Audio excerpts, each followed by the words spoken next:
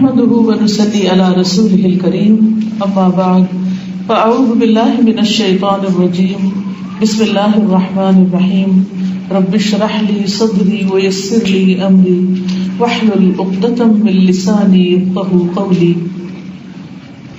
اس وقت آپ کے ہاتھ میں جو کارڈ ہے اس کے اوپر لکھا ہوا ہے الطریق الی الجنہ، وہ راستہ جو جنت کی طرف لے جاتا ہے.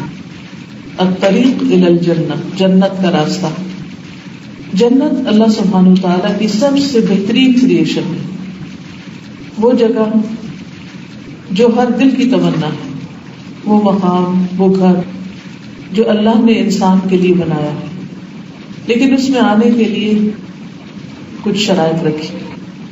ہم سب جنت کا شوق رکھتے ہیں، لیکن وہ کون سے کام ہیں جو جنت کی طرف لے جانے والے ہیں اور وہ کون سی چیزیں ہیں جو اس سے محروم کرنے والی ہیں، ان کا بارہا زندگی میں تذکرہ کرنا ضروری ہے.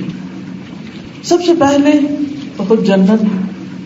اس میں آپ سے یہ پوچھوں گی کہ جب جنت کا لفظ آتا ہے تو آپ کے ذہن میں کیا چیز آتی ہے؟ جنت کون سی جگہ ہے؟ جنت کیسی جگہ ہے؟ یعنی آپ کو کیا خیال آتا ہے کہ وہ کیا ہے؟ تو آپ بتائیں گے. خوبصورت باغات اور ہمیشہ کی زندگی جس میں کبھی کوئی موت نہیں، اور جس میں کوئی بیماری نہیں، کوئی پریشانی نہیں، کوئی دکھ نہیں، کوئی غم نہیں، کوئی افسوس نہیں، کوئی حسد نہیں، اور جس میں دودھ کی نہریں بہتی ہیں، شہد کی نہریں ہیں، پانی کی نہریں ہیں، شراب کی نہریں ہیں. جی، جس میں حوریں ہیں، لیکن جو مومن عورتیں ہیں وہ حوروں سے کہیں زیادہ خوبصورت ہیں. اور ایسی جگہ جہاں کسی قسم کی کوئی فکر، کوئی پریشانی، کوئی دکھ، کوئی غم، کوئی انزائٹی، کچھ بھی نہیں ہوگا. لا تسمع فیہا لاغیہ، جس میں کسی قسم کی کوئی لغو بات کہ جو دوسروں کا دل دکھائے، جو دوسروں کو تکلیف دے، جو دوسروں کو پریشان کرے، ایسا کچھ بھی نہیں ہوگا. بعض اوقات یہ نہیں ہوتا کہ کوئی انٹینشنلی آپ کو کچھ برا کہتا ہے، آپ اپنے گڈ ول میں بہت اچھی بات کر رہے ہوتے ہیں، لیکن دوسرا شخص اس کو محسوس کر لیتا ہے تو وہ ہرٹ ہو جاتا ہے. جنت میں انسان اول تو کوئی ایسی بات کرے گا نہیں جس سے کوئی ہرٹ ہو، اور اگر کوئی بات ایسی ہے بھی تو دوسرا شخص اس سے ہرٹ نہیں ہوگا. یعنی کسی کو دکھ تو پہنچے گا ہی نہیں، دکھ نام کی تو کوئی چیز ہے ہی نہیں وہاں. اور خوبصورت محلات، خوبصورت گھر جن کی صفائی کا، رینوویشن کا، جن کے پرانے ہونے کا کوئی خوف اور غم نہ ہوگا. سب سے بڑھ کر اللہ سبحانہ وتعالیٰ کی رضا ہوگی، اللہ سبحانہ وتعالیٰ کا دیدار ہوگا، جس کو پا کر بندے ہر نعمت کو بھول جائیں گے. کوئی بوڑھا نہیں ہوگا، سب جوان ہوں گے، اور بڑھاپے کی طرف کوئی جائے گا بھی نہیں. وہاں نیک لوگوں کے ساتھ، پیغمبروں کے ساتھ، عظیم ہستیوں کے ساتھ بیٹھنے کا موقع ملے گا. اور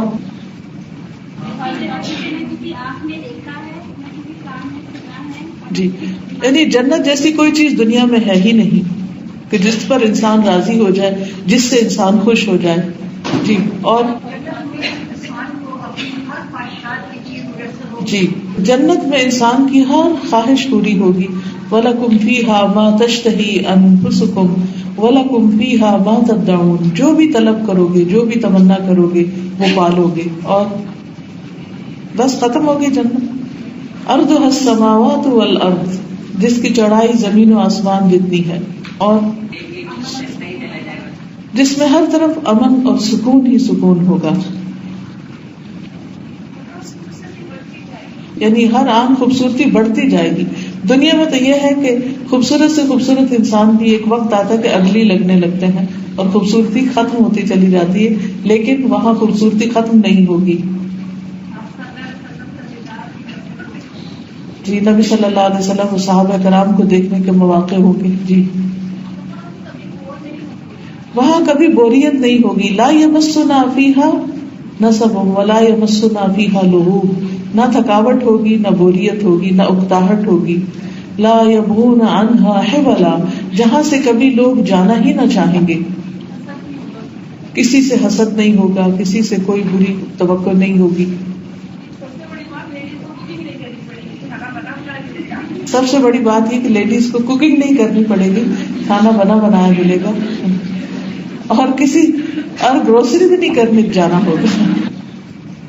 جس قسم کا پھل، جس قسم کی سبزی، جو بھی دل چاہے گا وہ خود جھک کے آ جائے گا. اور جنت میں خادم بھی ہوں گے، غلمان لہم، اور جی سونے کے زیورات اور ریشم کا لباس ہوگا.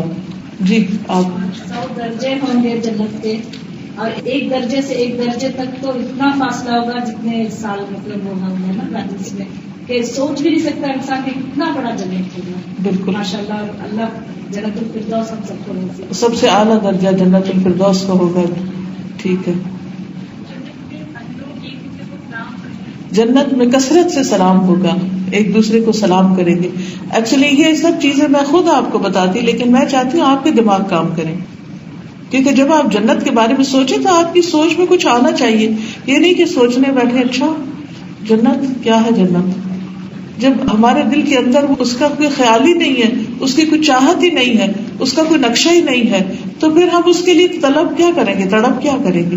کیونکہ جب انسان کے اندر کسی بھی چیز کی حقیقی محبت پیدا ہو جاتی ہے تو پھر اس کے لیے وہ بھاگتا ہے، دوڑتا ہے، اور اس کو پانے کی پوری کوشش کرتا ہے. جیسے قرآن مجید میں آتا ہے نا، سارعوا الی مغفرۃ من ربکم وجنۃ، ایک دوسرے کے مقابلے میں جلدی کرو اور ایک دوسرے کے مقابلے میں دوڑو. ایک ہے دوڑنا اور ایک ہے سارعوا، یعنی مقابلے پر دوڑنا. تو جب جنت کی واضح سوچ ہمارے ذہن میں ہوگی تو پھر کیا ہوگا، پھر ہمیں شوق آئے گا، اور شوق آئے گا تو ہم دوڑیں گے. اور دوڑنا بھی ایسا دوڑنا نہیں ہے کہ جو خود سے دوڑنا ہے، مقابلے پہ دوڑنا. افسوس یہ کہ ہمارے سارے مقابلے دنیا کے لیے ہو گئے ہیں. اس کا گھر کیسا ہے، اس کا لباس کیسا ہے، اس کا زیور کیسا ہے، اس کی گاڑی کیسی ہے، میری بھی ایسی ہو. کیونکہ ہمیں ہر طرف یہی چیزیں نظر آتی ہیں، اس سے اوپر ہم کچھ سوچ نہیں سکتے. اس لیے بہت ضروری ہے کہ جنت کے بارے میں سوچیں. اس موقع پر میں آپ سب کو ایک اردو میں جو کتاب ہے آسان سی وہ ریکمینڈ کروں گی. اقبال کیلانی کی کتاب ہے جنت کا بیان. تو اس میں بہت تفصیلات ہیں جنت کے بارے میں، کہ وہاں کے برتن کیسے ہوں گے، وہاں کے لباس کیسے ہوں گے، وہاں کے بچے کیسے ہوں گے، جنت کی زمین کیسی ہے، جنت کی چھتیں اور دیواریں کیسی ہیں، اور جنت میں کیا ہوگا اور کیا نہیں ہوگا. بہت تفصیل ملتی ہے. اس کتاب کا آپ مطالعہ کریں. آج کا جو میرا لیکچر ہے اور جو میرا موضوع ہے وہ جنت کی طرف جانے کا راستہ ہے، بذات خود جنت نہیں ہے. یعنی جنت ٹاپک نہیں ہے، جنت کی طرف جانے کا طریقہ کیا ہے، کیا کریں کہ ہم ان سب نعمتوں تک پہنچ سکیں. اگرچہ قرآن مجید بھرا ہوا ہے بہت سی ایسی تعلیمات سے جن احکامات پر انسان اگر عمل کرے تو انسان جنت تک پہنچ سکتا ہے، لیکن اس کے علاوہ جو خاص طور پر کرنے کے کام ہیں اور کرنے کے کاموں میں سے آسان ترین کام ہے اور گارنٹیڈ کام ہے جو انسان کو لازماً جنت کی طرف لے جاتے ہیں، ان کو اس چھوٹے سے کارڈ میں جمع کر دیا گیا ہے. اور اس میں بیسیکلی ان اذکار کو جمع کیا گیا ہے جن کی اگر آپ پابندی کریں تو انشاءاللہ آپ جنت تک پہنچ سکتے ہیں.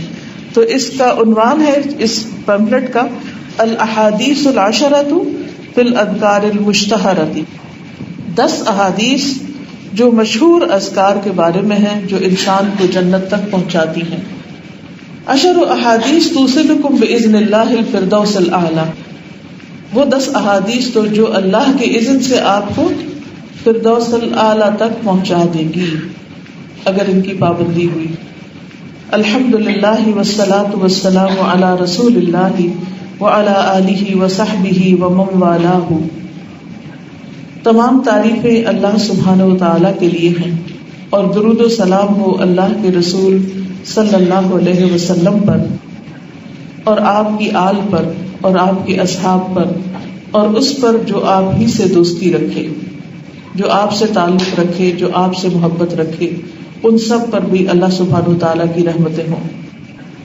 یہ کتابچہ الاحادیث العشرۃ فی الاذکار المشتہرۃ مشہور اذکار کی 10 احادیث پر مشتمل ہے، جس میں میں نے اذکار پر مشتمل ایسی ممتاز احادیث کو منتخب کیا ہے جو اجر کے اعتبار سے بہت ہی عظیم، فضیلت کے اعتبار سے بہت ہی افضل، سند کے اعتبار سے صحیح ترین ہے. یعنی ذکر اذکار میں بہت سی احادیث ضعیف بھی شامل ہو گئی ہیں جن کو عام طور پر لوگ اختیار کر لیتے ہیں اور صحیح چیز کو چھوڑ دیتے ہیں. تو اس کتابچے میں یہ کوشش کی گئی ہے کہ جو کچھ آپ کو بتایا جائے وہ بالکل اوتھینٹک اور 100% درست ہو، کیونکہ جب انسان کو یہ گارنٹی ہوتی ہے کہ جو کچھ میں پڑھ رہا ہوں، جو میں کر رہا ہوں وہ بالکل سچ ہے، صحیح ہے، تو اس کے بعد اس کا یقین بڑھ جاتا ہے، اس کا ایمان بڑھ جاتا ہے. اور جب ایمان بڑھتا ہے، یقین بڑھتا ہے، تو عمل لازم ہو جاتا ہے. اور جب انسان کے اندر ایک نیک عمل پیدا ہوتا ہے تو وہ نیک عمل اور بہت سے نیک اعمال کو دعوت دیتا ہے. دیکھنے میں تو یہ معمولی سے اذکار ہیں جو ہلکے ہیں، زبان پر پڑھنے میں مشکل نہیں، لیکن اگر انسان ان کی پابندی کرے، اور پابندی کرنا مشکل ہے، اور اس کی وجہ کیا ہے کہ انسان کی زبان فارغ نہیں ہوتی ان باتوں کو، ان اذکار کو کرنے کے لیے. یعنی کسی بھی چیز کو کرنے کے لیے 2 طریقے ہوتے ہیں، ایک یہ کہ کرنے کے کیا کام ہے، اور دوسرا یہ کہ بچنے کے کیا کام ہے. یعنی مثبت اور منفی دونوں چیزیں جب تک انسان کے سامنے نہ ہوں تو انسان کے اندر وہ بیلنس نہیں آتا، عمل کی وہ صلاحیت اور قوت نہیں آتی. کیونکہ ہم میں سے بہت سے لوگوں نے یہ احادیث پڑھ رکھی ہوگی، ٹوٹے پھوٹے یہ اذکار بھی کرتے ہوں گے، لیکن ہم میں سے شاید ہی کوئی ایسا ہو اس مجلس میں جو ان سب اذکار کی روزانہ پابندی کرتا ہو. تو میں خود چونکہ اس پر غور کرتی رہی ہوں کہ اتنی مضبوط باتیں، اتنی قیمتی باتیں، اتنی گارنٹیڈ باتیں، آخر کیا چیز ہے جو مجھے روکتی ہے کہ میں ان کی پابندی نہ کروں؟ وہ کون سی چیزیں ہیں جو رکاوٹ ہیں؟ ان رکاوٹوں کو دور کرنے کی ضرورت ہے. کیونکہ اگر ہمیں یہ پتا ہو کہ اس بلڈنگ کے اوپر والی منزل پر ہمارے لیے سونے چاندی کے ڈھیر رکھے ہوئے، تو ہم سب کو صرف ایک چھوٹے سے اعلان کی ضرورت ہے کہ لیڈیز، اس وقت آپ سب کے لیے اوپر سونے چاندی کے ڈھیر ہیں، آپ فلاں سیڑھی لیں اور فوراً اوپر جا کر اپنے اپنے حصے کے ڈھیر اٹھا لیں. ہم میں سے کون ہے جو اس کمرے میں بیٹھا رہے گا اور سونے چاندی کے ڈھیر اٹھانے کے لیے نہیں جائے گا؟ وہ ایک سے ایک بڑھ کر دوسروں کو شاید دھکا دے کر بھی ہم پیچھے چھوڑ کر ہم وہاں تک پہنچنے کی کوشش کریں گے. کیوں؟ کیونکہ ہمیں یقین ہوگا کہنے والے کی بات پر کہ ہاں وہاں ایسا کچھ ہے. اور اگر ہمیں راستے میں کوئی رکاوٹ نظر آئے گی تو بھی ہم اس ساری رکاوٹ کو ہٹائیں گے اور وہاں تک پہنچنے کی کوشش کریں گے. لیکن جنت کے راستے اور ان اعمال کے راستے میں جو رکاوٹیں ہیں ان کو ہم نہ سوچتے ہیں اور نہ دور کرنے کی کوشش کرتے ہیں. تو ہم سب اپنے اپنے طور پر غور و فکر کریں کہ وہ کون سی چیزیں ہیں جو میری جنت میں جانے کے راستے میں رکاوٹ ہیں. تو اس میں جہاں تک میں نے غور و فکر کیا، سب سے بڑی رکاوٹ ہماری زبان ہے، اور زبان کا غلط استعمال ہے، اور زبان کا مسلسل استعمال ہے. بعض اوقات تو مفید چیزوں میں اور زیادہ وقت غیر مفید چیزوں میں. یعنی ایسی باتیں کرتے رہنا کہ جن کا نہ دنیا میں کوئی نفع ہے اور نہ آخرت میں کوئی نفع ہے، اور اس کی بجائے وہ چیزیں اور وہ باتیں کرنا، وہ کام کرنا کہ جن کا آخرت میں فائدہ ہے اور یقینی فائدہ ہے، اور اللہ کے رسول صلی اللہ علیہ وسلم نے ان کے بارے میں ہمیں بتایا ہے، ان چیزوں کو چھوڑ دیتے ہیں اور ان کو اختیار نہیں کرتے. تو آئیے ہم سب ان 2 دنوں کی ان مجالس سے بھرپور فائدہ اٹھاتے ہوئے وہ کام کریں جو کرنے کے ہیں، جو سونے چاندی کے ڈھیر سے بھی زیادہ قیمتی ہیں ہمارے لیے، اور ان اسباب کو چھوڑ دیں اور ان چیزوں میں سے خاص طور پر زیادہ باتیں کرنا چھوڑ دیں کہ جو ہمارے اس راستے کی رکاوٹ ہے. کیونکہ زیادہ باتیں نہ صرف یہ کہ جنت کے راستے کی رکاوٹ ہے، بلکہ دنیا کی زندگی کو بھی جہنم بنا دیتی ہے. اکثر اگر لوگوں کے حالات پر غور کیا جائے اور لوگوں کو دنیا میں پہنچنے والے نقصانات پر اگر غور کیا جائے تو آپ دیکھیں گے کہ اس میں نمبر 1 ٹاپ پر جو سب سے بڑی نقصان دہ چیز ہے وہ انسان کی زبان اور زیادہ گفتگو ہے یا غیر ضروری گفتگو ہے. تو اس عادت سے چھٹکارا پانا بہت ضروری ہے. لہٰذا یہ 10 احادیث، جنت کا راستہ اس وقت تک مکمل نہیں ہوتا جب تک اس کے راستے میں آنے والی رکاوٹ کو دور نہ کیا جائے. تو انشاءاللہ مجھے امید ہے کہ اللہ تعالیٰ ہمیں ان سے فائدہ پہنچائے گا. تو یہ لکھتے ہیں کہ فضیلت کے اعتبار سے بہت ہی افضل اور سند کے اعتبار سے صحیح ترین ہے. تاکہ ان کا حصول ہر مسلمان مرد اور عورت پر آسان ہو. کنبے کے افراد سفر اور حضر میں ان اذکار کو بار بار پڑھیں. درس گاہوں میں ان کا اعادہ ہو اور علم اور خیر اور اصلاح کی ہر محفل میں انہیں دہرایا جائے. لہٰذا آپ سب ان اذکار اور احادیث کو یاد کر لیں اور اس پر عمل بھی کریں. کوشش کریں یہ احادیث ہی زبانی یاد ہو جائے. اس ذات کی قسم جس کے ہاتھ میں میری جان ہے، یہ اذکار خزانوں سے بھی زیادہ مہنگے ہیں. یعنی اس وقت آپ کے پاس جتنی بھی دولت ہے، اور وہ آپ ہی کو پتا ہے، جو کچھ بھی آپ کو بلانگ کرتا ہے، کوئی پراپرٹی ہے، گولڈ ہے، کپڑے ہیں، مال اولاد ہے، کچھ بھی ہے، ان سب سے زیادہ قیمتی ہے. یہ ایک چھوٹے سے کاغذ کا ٹکڑا نہیں سمجھے، یہ آپ کی زندگی کی کمائی ہوئی پوری دولت سے زیادہ قیمتی چیز ہے آپ کے ہاتھ میں، اور اس کو قیمتی سمجھ کر ہی لیجیے. اس ذات کی قسم، یہ قسم کھا کے یہ بات کہہ رہے ہیں جس کے ہاتھ میں میری جان ہے، یہ اذکار خزانوں سے بھی زیادہ مہنگے، جمع شدہ دولت سے بھی زیادہ قیمتی، نشان زدہ گھوڑوں سے بھی یا گاڑیوں سے بھی زیادہ نفیس، سرخ اونٹوں سے بھی زیادہ بہتر ہیں، بلکہ اجر عظیم، ثواب کثیر اور زبردست انعام کے لیے کرم والے بادشاہ رحمان اور رحیم کی طرف سے یہ آسمان و زمین کی کنجیاں ہیں. آپ سوچ رہے کہ آسمان اور زمین کی کنجیاں، وہ کس قسم کی کنجیاں ہیں؟ زمین کی کنجیاں کیا ہیں کہ جس زمین پر ہم رہتے ہیں، جب اس کے اندر زندگی بسر کرتے ہوئے ہمیں کچھ رکاوٹیں پیش آتی ہیں تو پھر ہم کس کا سہارا لیتے ہیں؟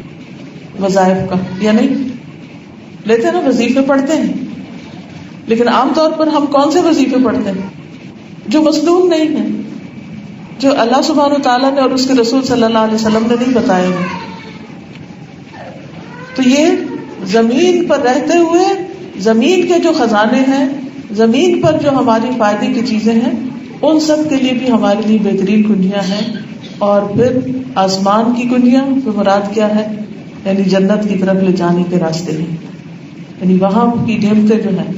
آسمان کی کنجیوں سے مراد جو آسمان کے دروازوں کا کھلنا ہے. آسمان کے دروازے جب کھلتے ہیں تو کیا کچھ وہاں نصیب ہوتا ہے؟ آپ اس کو بتائیں گے کیا ملتا ہے؟ نیک اعمال قبول ہوتے ہیں، دعائیں سنی جاتی ہیں، اللہ کی رحمتیں اور برکتیں نازل ہوتی ہیں. گڈ. یعنی انسان کے نیک اعمال قبول ہوتے ہیں، یعنی کہ الیہ یصعد الکلم الطیب والعمل الصالح یرفعہ.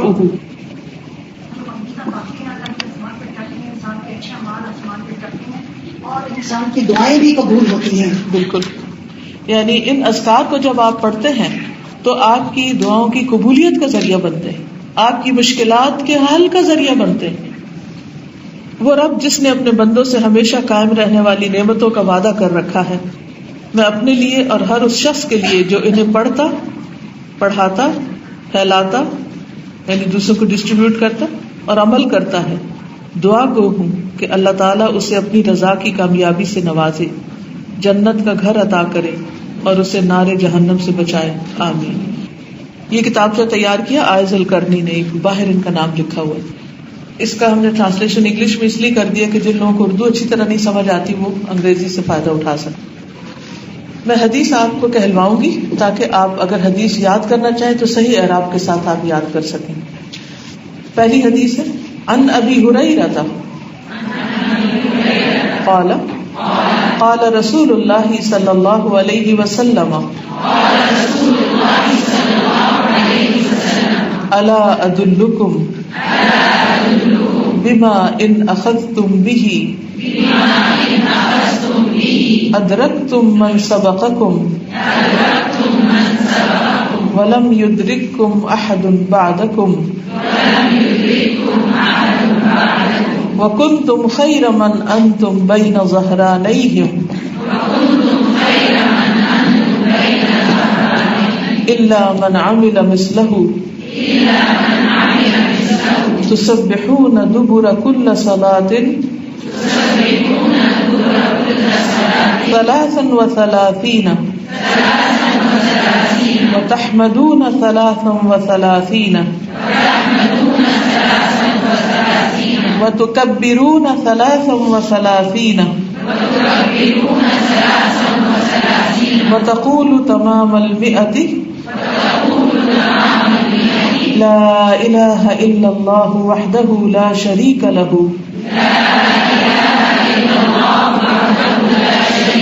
لہ الملک ولہ الحمد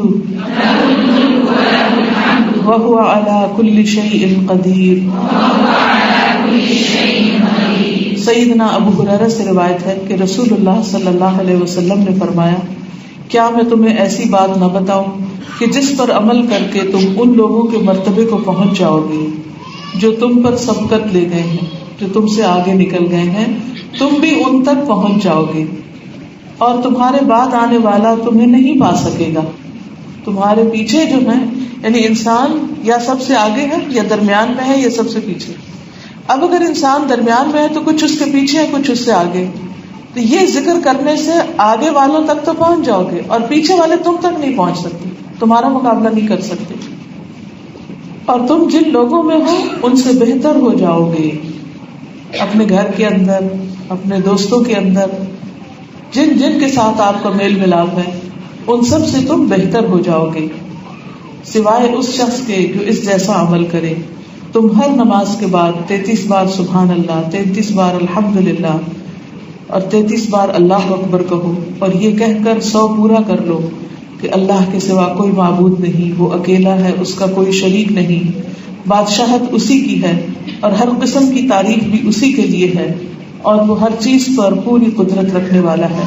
یعنی 34ویں بار لا الہ الا اللہ وحدہ لا شریک لہ لہ الملک ولہ الحمد وہو علی کل شیء قدیر. اس حدیث سے کیا بات پتہ چلی؟ جی آپ بتائیے. آگے ہم ان لوگوں تک پہنچ جائیں گے جو ہم سے عمل میں آگے ہیں. اور نمبر 2 جو ہمارے پیچھے ہیں وہ ہم تک نہیں پہنچ سکیں گے. پیچھے سے آپ بتائیے. شابش. جن لوگوں میں آپ رہتے ہیں ان میں سے آپ کے نیکیاں اور روزانہ جو صبح شام آپ کے اعمال اوپر جاتے ہیں وہ سب سے زیادہ اوپر جائیں گے. آپ کا گراف سب سے اونچا ہوگا. اور وہی لوگ ہوں گے ہمارے ساتھ جو یہ عمل کریں گے. جی ہاں, آپ کے ساتھ وہی لوگ ہوں گے جو اسی عمل کر رہے ہوں گے. اس پر یقین ہے, یہ سچی بات ہے. کیوں سچی؟ حدیث ہے, اور حدیث بھی کس درجے کی ہے؟ کیا لکھا ہوا؟ متفق علیہ روایت ہے, یعنی بخاری اور مسلم کی. میں کبھی کبھی سوچتی ہوں کہ ہمیں جنت کا یا درجات کی بلندی کا اتنا شوق کیوں نہیں جتنا ہمیں دنیا میں کوئی بلند درجہ حاصل کرنے کا ہوتا ہے. دنیا میں ہر شخص اپنے اسٹیٹس کے بارے میں کتنا کانشیس ہوتا ہے, اپنے مقام اور اپنے رتبے کے بارے میں. کس کس چیز پہ فخر کرتے ہیں ہم؟ اپنی ذات, برادری, تعلیم, ایجوکیشن, بزنس, جاب, ان سب چیزوں میں ہر کوئی یہ جاننے کی کوشش کرتا ہے کہ آپ کون سے لیول پر ہیں, کس درجے پر ہیں, آپ کی سیلری کتنی ہے, کتنے ڈیجٹس میں آپ کی سیلری. جتنے زیادہ ڈیجٹ کسی کے ہوتے ہیں اتنی ہی اس کی ویلیو ہماری نگاہوں میں زیادہ ہوتی جاتی ہے. یہاں یہ ضرور کوئی قابل شخص ہے, کس یونیورسٹی سے پڑھ رہے ہیں, دنیا کے کچھ معیار ہیں نا بڑا بننے کے, اور وہ سب کو کتنا اٹریکٹ کرتے ہیں, کس قدر اٹریکٹ کرتے ہیں. لیکن یہ درجے اور یہ مقام اور یہ اسٹیٹس یہ کیوں نہیں اٹریکٹ کرتا؟ وہ سب نظر آتا ہے, اس پر یقین ہے, اس پر یقین نہیں ہے. اگر یقین ہو اور شوق ہو تو کچھ بھی ہو ان اذکار کو نہ چھوڑیں. چلیے اب میں آپ کو ایک ایکٹیویٹی دیتی ہوں, ٹائم نوٹ کیجیے اپنے موبائل سے اور اس کو 33 کر کے 34 بار یہ پڑھ کے پھر مجھے بتائیے ٹوٹل ٹائم کتنا لگا. ہر ایک اپنا ٹائم نوٹ کرے. جی کتنا ٹائم لگا؟ 47 سیکنڈز اور 1 منٹ. کتنے لوگوں کا 1 منٹ لگا؟ میجورٹی کا 1 منٹ نہیں. آرام سے بھی پڑھے تو صرف 1 منٹ. کیا ہے نماز کے بعد ہمارے پاس 1 منٹ نہیں ہے نا؟ وہ ہمارا دشمن شیطان ہمیں اس 1 منٹ میں اتنی جلدی کرواتا. ابھی تو اتنی لمبی نماز, اب ایک پھر بیٹھ جاؤ گی تسبیح کرنے, لوگ کیا کہیں گے, وہ گھر والے کیا کہیں گے, فلانا کیا ہوگا, وہ اتنے سارے کام رہتے ہیں. کہ میں جلدی سے نماز پڑھ لوں. اور جلدی سے نماز کا مطلب کیا؟ آگے پیچھے ذکر کچھ نہیں، نہ اس کے اندر نہ اس کے بعد. اکثر ہم یہ جملہ بولتے آپ بیٹھے میں جلدی سے نماز پڑھ کے آتے. اگر ہم اپنے ساتھ خیر خواہی نہیں کریں گے تو کون کرے گا؟ کیا دن کی 5 نمازوں میں صرف 5 بار 5 منٹ، ٹوٹل 5 منٹ 24 گھنٹوں میں سے 5 منٹ اس ذکر کے لیے جو آپ کو کہاں لے جائے؟ السابقون میں، کہ جو آپ سے آگے ہیں السابقون اس میں شامل کر لیں، اور پیچھے آنے والے وہ آپ کو نہیں پا سکتے اللہ کہ یہی کریں. اور جو آپ کے آس پاس کے لوگ ہیں ان میں بھی آپ کا مقام سب سے اوپر ہے. اگر اور کوئی یہ نہیں کرتا، اگر وہ کریں گے تب وہ آپ کے برابر آئیں گے. اور یہ تو صرف اس کا ثواب ہے نا، اس کی جزا ہے، اس کا بدلہ ہے. لیکن اس کے جو اثرات ہیں، جو آپ کے اندر یہ کامنس پیدا کرتے ہیں ذکر، اور جو ایک دفعہ سبحان اللہ کہنا اور ایک دفعہ الحمدللہ کہنا اور اللہ اکبر کہنا میزان کو جو بھر دیتا ہے اور اللہ کا محبوب آپ کو بنا دیتا ہے. آپ کی ادھر زبان ہلنے لگتی ہے، ادھر اللہ تعالیٰ آپ کو یاد کرتے ہیں، وہ اپنی نعمتوں کے انعام و اکرام آپ پر کرتے ہیں. یعنی اس وقت میں ذکر کے بے شمار فائدوں کی طرف نہیں جا رہی، میرا پورا فوکس یہ ہے کہ کسی طرح یہ آپ کے عمل میں آ جائے. اللہ ہم سب کو اس کی توفیق عطا فرمائے. اگلی حدیث، متفق علیہ حدیث کا مطلب کیا ہوتا ہے؟ بخاری اور مسلم صحیح ترین 2 کتابوں کے اندر یہ حدیث موجود ہے، یعنی جس میں کسی شک و شبہ کی کوئی گنجائش ہی نہیں. کوئی آپ سے دھوکہ نہیں کر رہا، کوئی آپ سے جھوٹا وعدہ نہیں کر رہا، بلکہ یہ ایسا ہی ہے. وعنہ ان رسول اللہ صلی اللہ علیہ وسلم قال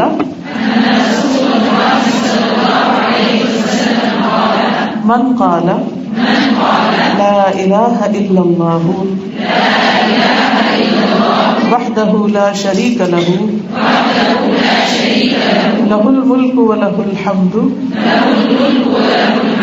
وہو علی کل شیء قدیر فی کل یوم 100 مرۃ کانت لہ عدل 10 رقاب وکتبت لہ 100 حسنۃ ومحیت عنہ 100 سیئۃ وکانت لہ حرزا من الشیطان یومہ ذلک حتی یمسی ولم یأت احد بأفضل مما جاء به الا احد عمل اکثر من ذلک متفق علیہ. اور انہی سے روایت ہے، یعنی حضرت ابو ہریرہ سے روایت ہے کہ رسول اللہ صلی اللہ علیہ وسلم نے فرمایا، جو شخص ہر روز یہ دعا 100 مرتبہ پڑھے گا، لا الہ الا اللہ وحدہ لا شریک لہ لہ الملک ولہ الحمد وہو علی کل شیء قدیر، کہ اللہ کے سوا کوئی معبود نہیں، وہ اکیلا ہے، اس کا کوئی شریک نہیں، بادشاہت اسی کی ہے، اور ہر قسم کی تعریف بھی اسی کے لیے ہے، اور وہ ہر چیز پر قدرت رکھنے والا ہے، تو اس کو 10 غلام آزاد کرنے کا ثواب ہوگا. چاہے آپ کے پاس 1 درہم بھی نہیں جیب میں، لیکن پھر بھی آپ نے اتنا بڑا صدقہ کر دیا. یعنی ہم سوچتے ہی رہتے ہیں کہ کوئی صدقہ کرے، لیکن پھر کہتے ہیں اچھا یہ بھی ضرورت ہے، وہ بھی ضرورت ہے، ابھی نہیں کر سکتی، ابھی یہ کام ہے. لیکن اگر آپ کے پاس مال و دولت نہیں بھی، آپ انتہائی غریب اور فقیر ہیں کہ کھانے کو بھی کچھ میسر نہیں، تو بھی اس ذکر کی مدد سے آپ بڑے بڑے صدقہ کرنے والوں کا مقابلہ کر سکتے ہیں. اس کے لیے 100 نیکیاں لکھی جائے گی، 100 برائیاں مٹا دی جائیں گی، اور اس دن شام تک وہ شیطان کی شر سے محفوظ رہے گا. یعنی وہ کسی بھی طرح اس کو بھٹکا یا پھسلا نہیں سکے گا. نیز کوئی شخص اس سے افضل عمل لے کر نہیں آئے گا سوائے اس شخص کے جو اس سے زیادہ مرتبہ یہ عمل کرے. یعنی 100 سے زیادہ کوئی پڑھے تو وہ آگے نکل جائے گا، ادروائز وہ عمل میں سب سے آگے ہوگا. اب اس میں بھی آپ دیکھیے کہ عمل کرنے سے ہمیں عموماً کیا چیز روکتی. نمبر 1 کاز سستی، ورنہ ایسا نہیں کہ ہمارے پاس وقت نہیں. مصروف سے مصروف شخص بھی اپنے لیے دل پسند کاموں کو کرنے کا وقت نکال لیتا ہے. مثلا ٹی وی دیکھنا، کم از کم ٹی وی جو دیکھتے ہیں وہ 5 منٹ دیکھتے ہیں یا 10 منٹ دیکھتے ہیں. اور دل پسند کام کیا ہے؟ موبائل پہ چیٹ کرنا. وہ آج کل تو ٹی وی بھی پیچھے چلا گیا، ٹی وی سے بھی آگے نکل گئے. Social media, WhatsApp, Facebook, messaging, طرح طرح کے اسمارٹ فونز، وہ ہمیں لے ڈوبے ہیں، جس میں نہ ہمیں وقت کا پتہ چلتا ہے، نہ ہمیں اپنے آس پاس کے لوگوں کا پتہ چلتا ہے کہ کون ہے، ماں ہے، بہن ہے، بیٹی ہے، بچے ہیں، کون بیٹھے ہیں کون نہیں بیٹھے. سب کو چھوڑ کر وہ کہیں اور ہی مصروف ہے. یعنی جو دوست پاس بیٹھے ہیں ان کی کوئی قدر نہیں، اور جو سوشل میڈیا پر ہیں وہ عجیب آسمان سے اتری مخلوق ہیں.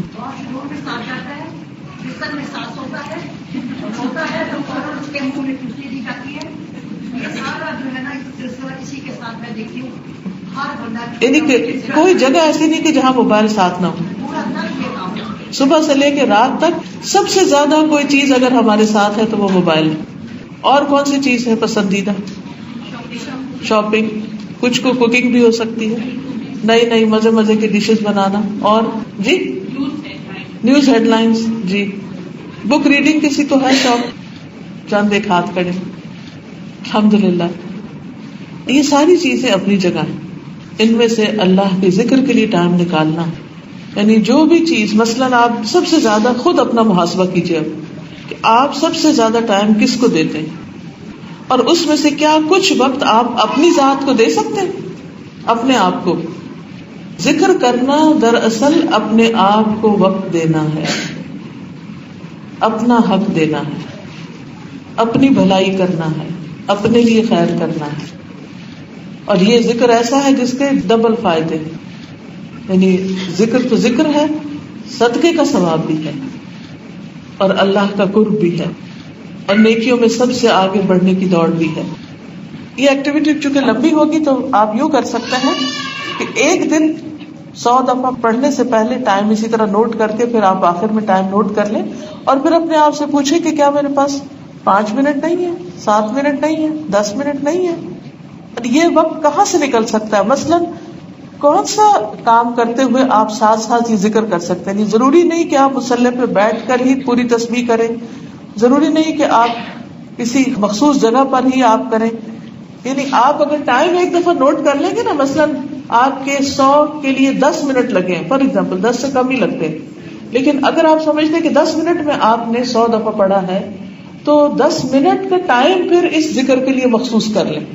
کوئی بھی 10 منٹ کا ٹائم، مثلاً بستر میں لیٹ کے، مثلاً کوکنگ کرتے وقت، مثلاً واک کرتے وقت، مثلاً ڈرائیو کرتے وقت، مثلاً بچوں کو چھوڑنے کے لیے جاتے ہیں واپس لاتے ہیں تو اس وقت آپ خود بھی کر سکتے ہیں، بچوں کو بھی ساتھ کرا سکتے ہیں. جی اور واشنگ کرتے وقت، برتن دھوتے وقت، یعنی اللہ سبحانہ و تعالیٰ کا ذکر ہر وقت کیا جا سکتا ہے، اس میں کوئی رکاوٹ نہیں. چلیے اس وقت اگر آپ ٹائم نوٹ کر کے 10 دفعہ اگر آپ کریے اپنی انگلیوں پر کرنے کا فائدہ یہ کہ یہ قیامت کے دن ہمارے حق میں گواہی دیں گی. لا الہ الا اللہ وحدہ لا شریک لہ لہ الملک و لہ الحمد. 1 منٹ 5 سیکنڈ اور 1 منٹ. یس، اس کا مطلب یہ کہ 10 دفعہ کریں گے 10 منٹ لگیں گے، اور پھر کچھ عرصے تک نا آپ کی پریکٹس ہو جائے گی. آج تو آپ نے وہ ٹائم اس میں بھی لیا نا، اچھا کیا پڑھنا ہے، ہو سکتا ہے کچھ لوگوں کو پورا یاد بھی نہ ہو تو اس سے بھی آہستہ پڑھا جاتا ہے، پھر تھوڑی رفتار بھی تیز ہو جاتی. تو 10 منٹ کی بات ہے. نمبر 3 حدیث، وعنہ ان رسول اللہ صلی اللہ علیہ وسلم قال،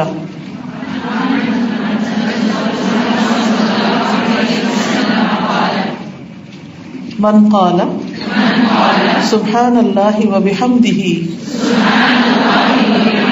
فی یوم 100 مرۃ حطت خطایاہ وإن كانت مثل زبد البحر متفق علیہ. اور انہی سے روایت ہے کہ رسول اللہ صلی اللہ علیہ وسلم نے فرمایا، جس نے ایک دن میں 100 مرتبہ کہا سبحان اللہ وبحمدہ، اللہ پاک ہے اور اس کی تعریف ہے، اس کے تمام گناہ مٹا دیے جاتے ہیں. خواہ وہ سمندر کی جھاگ کی مانند ہو. سبحان اللہ. ہم گناہ کرتے؟ کون سا کام ہے جو ہمارا ٹھیک ہو؟ کچھ بھی کرتے اس میں کچھ نہ کچھ ایسا ہو جاتا ہے کہ جس سے یا عمل ضائع کر دیتے ہیں، یا وہ صحیح طریقہ نہیں ہوتا، یا اس میں کوئی کمی بیشی ہوتی ہے، یا پھر یہ کہ اپنی طرف سے صحیح کر کے بھی سیٹسفیکشن نہیں ہوتی کہ کچھ کیا ہے. یہ لگتا ہے ابھی اور بہت کچھ کرنے والا ہے. کس کو اپنے گناہ یاد آتے ہیں؟ شکر ہے چند لوگوں نے ہاتھ کھڑے کیے ہیں. اور پھر وہ رلاتے بھی ہیں. الحمدللہ ہمارے گناہ ہمیں رلانے چاہیے، کیونکہ گناہوں کو مٹانے کے لیے آنسو چاہیے. آنسوؤں کی ضرورت ہے، اور یہ دل کی نرمی کی بھی علامت ہوتے ہیں. دنیا میں جب کوئی نقصان ہو جائے ہم سے، اس پر ہمیں افسوس ہوتا. کوئی چھوٹی چیز یا بڑی چیز کھو جائے، کوئی چیز ہماری مرضی کے خلاف ہو جائے تو ہمیں کتنا دکھ ہوتا ہے، کتنی پریشانی ہوتی، کتنی دیر سوچتے ہیں اس کے بارے میں. آپ کہیں گے یہ کہیے کہ کب نہیں سوچتے اس کے بارے میں؟ جب نقصان پورا نہ ہو جب تک. اور پھر ہوتا یہ ہے کہ اللہ سبحانہ وتعالیٰ اتنے مہربان ہے ہم پر، اس نے ایسا سسٹم رکھا ہوا ہے کہ بڑی سے بڑی مشکل کچھ عرصے کے بعد آسان ہو جاتی، اس کا کوئی نہ کوئی حل نکل آتا ہے. اللہ تعالیٰ ہمیں اتنا نہیں آزماتا کہ وہ ہماری وسعت سے باہر ہو جائے. اوکے، اب آپ دیکھیے کہ جب ہم اللہ سبحانہ وتعالیٰ کے حق میں کوئی بھی کمی کرتے ہیں تو پھر ہمیں ضرورت ہوتی ہے اس کمی کو دور کرنے کی، اور اس کمی کو دور کرنے کے لیے ہمیں نیک عمل کرنے ہوتے ہیں. ان نیک اعمال کو کرنے کے لیے ہمیں کیا چیز چاہیے؟ اوتھینٹک، پراپر، صحیح سورس سے کوئی حل، کوئی چیز. اور وہ یہی چیز ہے جو نبی صلی اللہ علیہ وسلم سے ثابت ہے. گویا گناہ میل ہے، گناہ گندگی ہے، گناہ ہمارے لیے ایک تکلیف دہ چیز ہے، وہ ہمارے دل کا بوجھ بھی ہے. گناہ کیا کرتے؟ دل پہ بوجھ بنتے ہیں، ضمیر پہ بوجھ بنتے ہیں، انسان کے لیے غم، دکھ، ڈپریشن کا باعث بنتے ہیں. لہذا کیا کرنا چاہیے؟ پھر ان کو دھونے کی کوشش کرنی چاہیے. وہ دھونا کس طرح ہوگا؟ جب ہم مختلف نیک کام کریں گے، اور ان میں سے ایک یہ ہے سبحان اللہ و بحمدہ. اب آپ 30 دفعہ 3 دفعہ پڑھ کے پھر ایک دفعہ ساری انگلیوں پہ کر کے تو 10 ہو جائیں گے، اوپر تو 100 ہو جائے گا. کریے اور ٹائم نوٹ کیجیے. سبحان اللہ و بحمدہ، بس صرف اتنا پڑھنا ہے، ابھی آگے والا نہیں پڑھنا. سبحان اللہ العظیم نہیں پڑھنا، اس میں صرف سبحان اللہ و بحمدہ.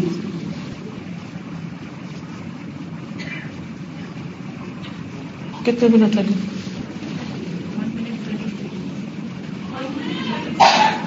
یعنی کہ میکسیمم بھی آپ کہیں تو 2 منٹ کی بات ہے. کیا ہمارے پاس 2 منٹ نہیں؟ اس کے لیے آپ کوئی ٹائم مقرر کر لیجیے. ٹائم سے مراد یہ کہ جیسے صبح کا یا دوپہر یا شام کوئی ایک، کیونکہ جب تک ان اذکار کو کسی اپنے سہولت کے مطابق ٹائم کے ساتھ نہیں باندھیں گے، آپ بھول جائیں گے، او ہو آج تو میں نے یہ کیا ہی نہیں. اور یہ 2 منٹ نہ کرنے کا نقصان کتنا بڑا کہ آپ نے اپنے گناہوں کی جو دھلائی تھی وہ آج کی رہ گئی آپ کی. ہو سکے تو شام کے وقت کر لیجیے تاکہ سارا دن جو کچھ ہوا وہ سونے سے پہلے مٹ جائے. کوئی پتہ نہیں کہ ہم زندہ اٹھتے ہیں یا نہیں اٹھتے، کیونکہ موت جو ہے وہ نیند کی بہن ہے. سونے کے وقت ہم اتنے بے بس ہوتے ہیں جیسے موت کے وقت کوئی بے بس ہوتا ہے. اللہ ہی اٹھاتا ہے تو ہم اٹھتے ہیں. اسی لیے ہم کہتے ہیں الحمدللہ الذی احیانا بعدما اماتنا والیہ النشور. اس لیے بہت ضروری ہے کہ ہم سب اپنا کوئی وقت مقرر کریں. کون سا وقت آپ مقرر کر سکتی ہیں؟ وہ پہلے ذکر کے علاوہ کوئی اور وقت آپ اس کے ساتھ بھی کر سکتے ہیں. ایک تسبیح پڑھی اور اس کے ساتھ ہی دوسری تسبیح بھی پڑھ لی. آپ یہ بھی کر سکتے ہیں کہ مصلی کے پاس ہی اس رکھ چھوڑے کتابچے کو، اور اس وقت ایک ذکر اپنا یعنی تسبیحات کے علاوہ یہ بھی ساتھ ہی کر لیا. کوئی بھی وقت اپنا مقرر کر سکتے ہیں.